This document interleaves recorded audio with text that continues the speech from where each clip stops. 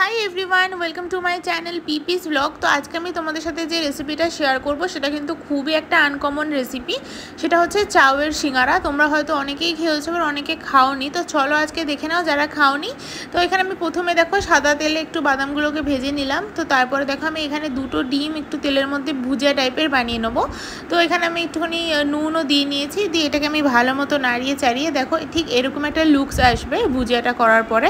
তো আমি ভুজিয়াটা করে এটাকে তুলে রাখলাম একটা পাত্রতে। তারপর সেই তেলের মধ্যে আমি একটু সোয়াবিনগুলোকে কেটে নিয়েছি, তারপর একটু পরিমাণ মতো নুন দিয়ে এটাকেও একটু ভেজে নিচ্ছি। ভেজে নেওয়ার পরে সেটাকেও তুলে রেখেছি। তারপরে দেখো এখানে আমি একটু কড়ার মধ্যে পেঁয়াজগুলোকে হালকা আঁচে একটুখানি ভেজে নিচ্ছি। তো ভেজে নেওয়ার পরে এখানে আমি আলু কুচিগুলো করে রেখেছিলাম সেটাও এটার মধ্যে দিয়ে নিয়েছি। দিয়ে আমি এখানে পরিমাণ মতো একটুখানি বিনস দিয়ে নিয়েছি। আর তারপর এখানে আমি একটু লঙ্কা কুচি দিয়ে নিয়েছি। তোমরা কিন্তু যদি একটু ঝাল খাও তাহলে দিতে পারো, নাহলে কিন্তু স্কিপও করতে পারো।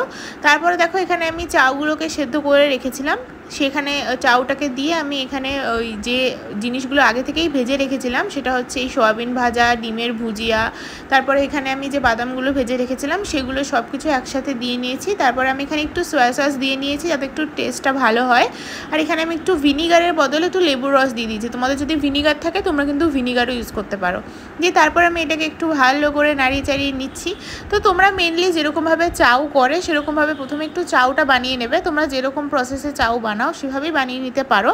আমি যেরকমভাবে চাউ বানাই সেরকমভাবেই দেখো বানিয়ে নিয়েছি। তো আমার চাউটা কিন্তু যখন নাড়ানো চাড়ানো পুরো কমপ্লিট, তারপরে আমি এখানে কিছু কিছু অ্যাড করেছি জিনিস, সেটা হচ্ছে পরিমাণ মতো নুন, সেটা তো মাস্ট। তারপরে এখানে আমি ইউজ করেছি গোলমরিচ। তো এখানে গোলমরিচটাও দিলে কিন্তু একটু টেস্টটা ভালো হয়। তো তারপরে দেখো এটাকে আমি ভালো করে নাড়িয়ে চাড়িয়ে নিচ্ছি।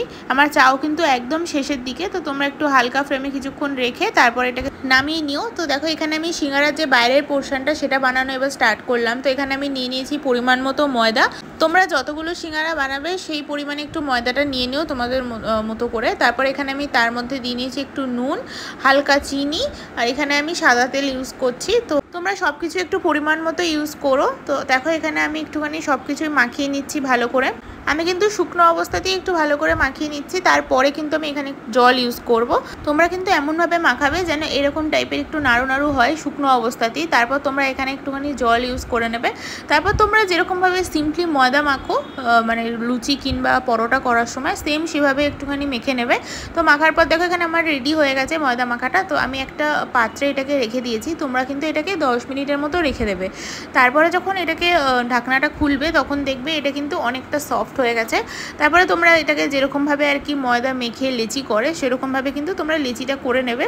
তো এখানে দেখো আমি যতগুলো সিঙ্গারা করব সেই মতোই লেচি করে নিয়েছি। তো আমার দেখো তারপরে আমি এগুলোকে একটু গোল গোল করে পাকিয়েও নিয়েছি। তারপর দেখো এখানে যেরকমভাবে আর কি রুটি বেলে সেরকমভাবে একটুখানি বেলে নেবে। আর তোমাদের যেটা একটু মাথায় রাখতে হবে সেটা হচ্ছে তোমাদের লেচিগুলোকে একটু মোটা মোটা করে করতে হবে, বড় বড় করে, যাতে কিন্তু কাটার সময় সুবিধা হয়।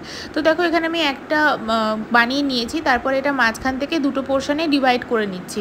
তো ডিভাইড করে নেওয়ার পরে এটাকে আলাদা আলাদা তোমরা রেখে দেবে। তারপরে তোমরা এরকমভাবে আমি যেরকমভাবে ফোল্ডটা করছি সেরকমভাবে কিন্তু তোমাদের সিঙ্গারাটার সাইডটা এভাবেই তোমাদের করতে হবে। এবং তোমরা কিন্তু মাঝে মাঝে একটু যখন হাতটা লেগে যাবে তখন কিন্তু একটু জলেরও ইউজ করে জিনিসটা মুড়তে পারো। তারপর এখানে আমি পুর হিসেবে যেটা ইউজ করেছি সেটা কিন্তু যে চাউমিনটা আমি করে রেখেছিলাম সেটাকেই জাস্ট এটার মধ্যে দিয়ে দেবে। তোমরা যেরকমভাবে সিঙ্গারা করার সময় আলুর পুর দেয় সেরকমভাবে তোমরা এই চাউয়ের পুর দিয়ে দেবে। দিয়ে এই তোমাদের মাথাগুলো যখন মুড়বে তখন কিন্তু তোমাদের হাতে অনেক সময় লেগে যেতে পারে, তখন কিন্তু তোমরা হালকা একটুখানি জল ইউজ করতে পারো নিজের হাতে। তারপরে তোমরা এরকমভাবে মাথাটা মুড়িয়ে দেবে, তাহলেই কিন্তু হয়ে যাবে এই সিঙ্গারাটা। তো তোমাদের সাথে আমি আরও একটা শেয়ার করছি, তো তোমরা দেখতে থাকো।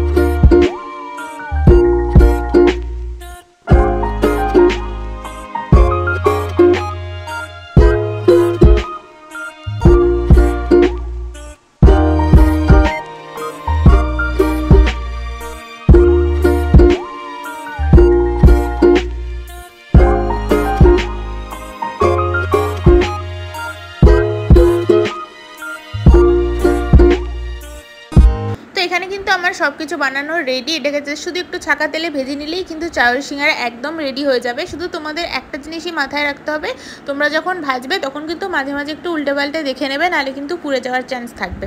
আর এটা কিন্তু তোমাদের সন্ধ্যেবেলা চায়ের সাথে একদম পারফেক্ট হবে একটু সস দিয়ে। তো এখানে দেখো একদম রেডি। তো এই ছিল আমার আজকের রেসিপি। কেমন লাগলো জানিও, ভালো লাগে কিন্তু লাইক আর চ্যানেলটা সাবস্ক্রাইব করতে একদম ভুলবে না। দেখা হবে নেক্সট ভিডিওতে।